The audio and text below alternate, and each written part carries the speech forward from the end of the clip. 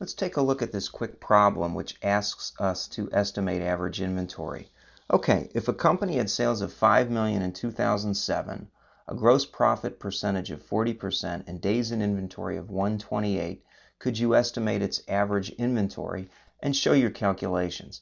Okay, well, what I've done is I've dropped in the sales dollars and the gross profit percentage, and I've sort of worked an income statement, right? Sales less cost of sales equals gross profit.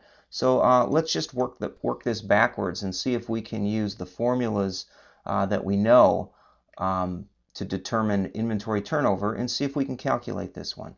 Okay, so gross profit really would be equal to the 5 million times the 40%, right? So that's $2 million.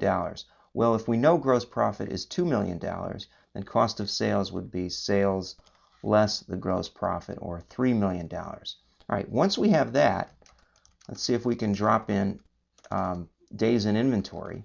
And they tell us days in inventory is 128. The days in the year are 365. All right, now from that, you could calculate inventory turnover, right, by taking C14 divided by C13. So now we know that inventory turnover is 2.85. Or we could invert that, right?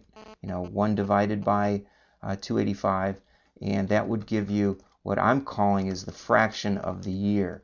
So instead of doing the 1 divided by 285, what I'll take is the days in inventory divided by 365.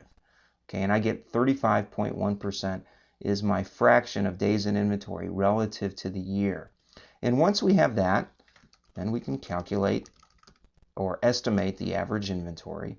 And we would do that by taking the cost of sales times the fraction of the year.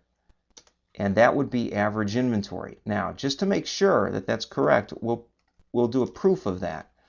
And the proof would be take cost of sales, and now I'm just doing the average inventory formula, and divide it by inventory turnover, right?